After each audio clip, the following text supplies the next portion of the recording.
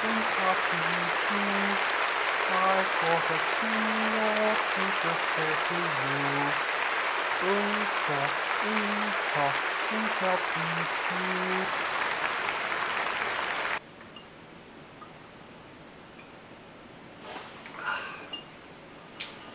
Hello, my name is Robert Pembroke.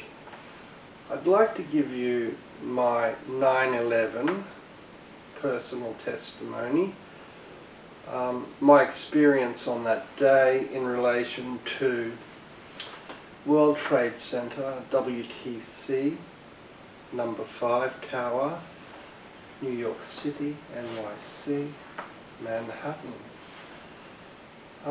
Now if I recall, I've done 3 parts already, 3 video files that are available on YouTube, and this will be part 4 of a series of videos I intend to do that might help people develop an understanding about what happened that day.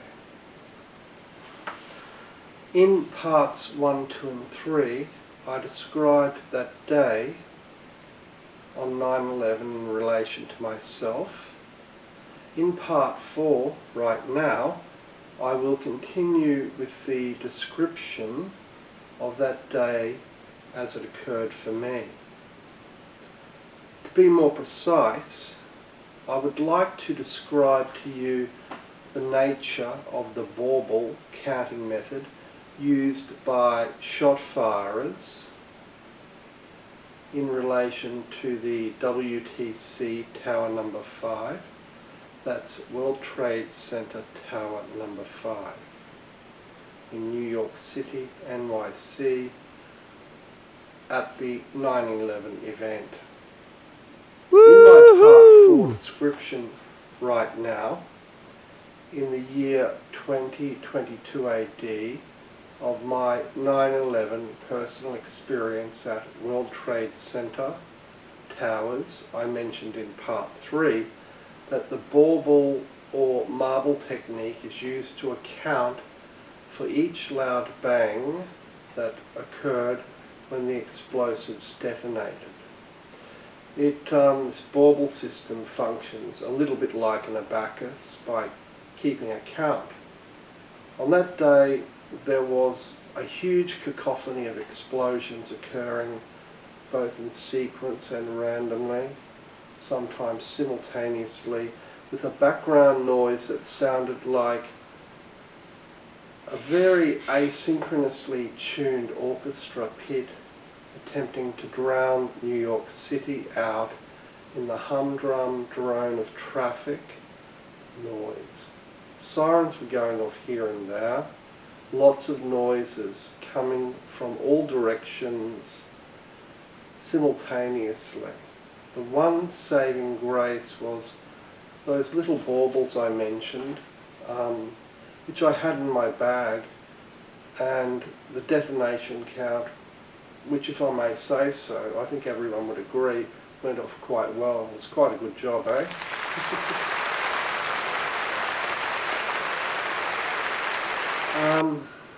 The baubles are a very old tradition. They are the size of a musket ball and usually made of cedar wood. I have a wooden marble vis-a-vis bauble that I will show you now so that you can get a feel for what they're like.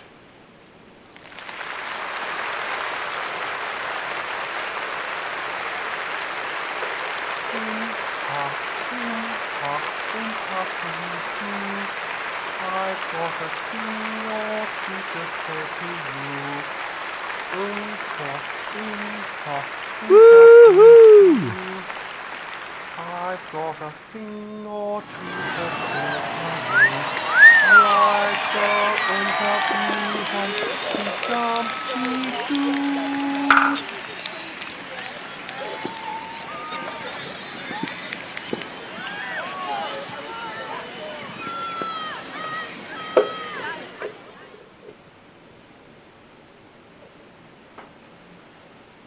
As I mentioned in part 3, I was unsure at first whether or not one of the charges deployed correctly. The accompanying sounds left me ambivalent about the detonation sequence. With some reluctance, other team members agreed with me that we should go over the recordings again, but this time it would be much more slowly so that we could be sure about the state of the explosive detonations. Sure enough, once the sound was reduced to the speed of the William Tell overture, it became obvious that the explosives had gone off according to plan, but the audition of the sound was slightly concealed in a clang of toppling, screeching metal and concrete. I cannot really state what had happened in Towers 1 and 2 of WTC, that's World Trade Centers, New York City. Remember, I was only involved with Tower number 5, so I can't really explicitly tell you what happened in relation to Towers 1 and 2, for example. However, my understanding in relation to World Trade Center towers was that leaflets were distributed prior to the implosions, requesting the people to vacate the building before implosion. So the death toll afterwards came as a complete surprise to me. And I'm not really sure, maybe someone got their wires crossed along the way, because it wasn't really the story I knew. Anyway, I thought I'd sing for you the song Maybe. That was the theme song for the tune Grizzly Adams. You know, that series that was on in the 1970s. So I thought I'd sing that for you, and at some stage in the future I'll give you part 5 of my testimony as well, where I start to draw those strings together on exactly what took place that day, and perhaps it will help you to understand. It certainly helped me to understand a little more after I'd seen what other people had said. Anyway, here's Maybe. See you later.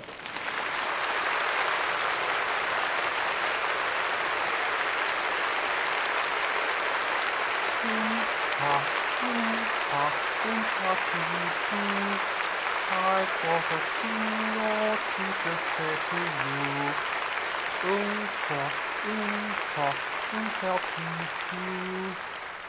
I've got a thing or two to say to you, like the Petite Humpty Dumpty Doo. Hello, Robert Pembroke. Maybe the Tom Pace tune from the TV series Grizzly Adams, starring Dan Haggart, late 70s, early 80s.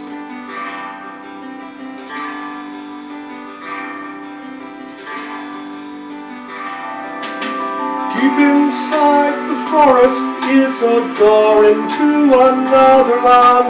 Here is my life and home. We are staying here forever in the beauty of this place, all alone, and we keep on hoping maybe there's a world where we don't have to run, and maybe there's a time we'll call our own, living free in harmony and majesty. Take me home. Oh, take me home.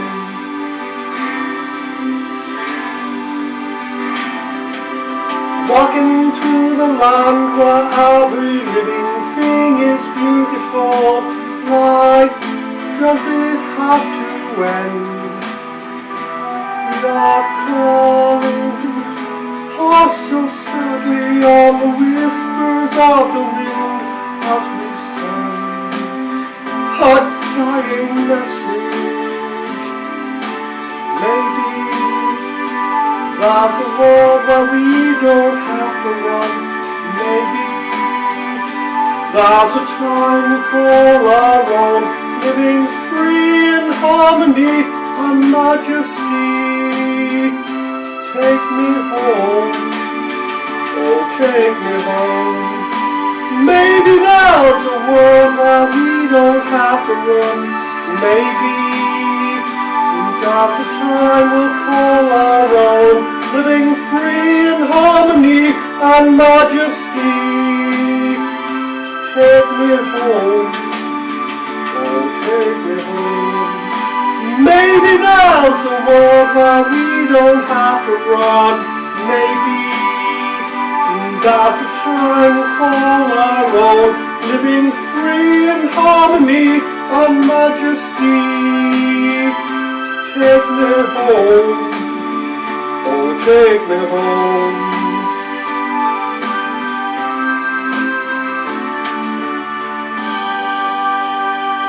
Tom Pace's Maybe from Grizzly Adams, starring Dan Haggart, Robert Pembroke. See you later.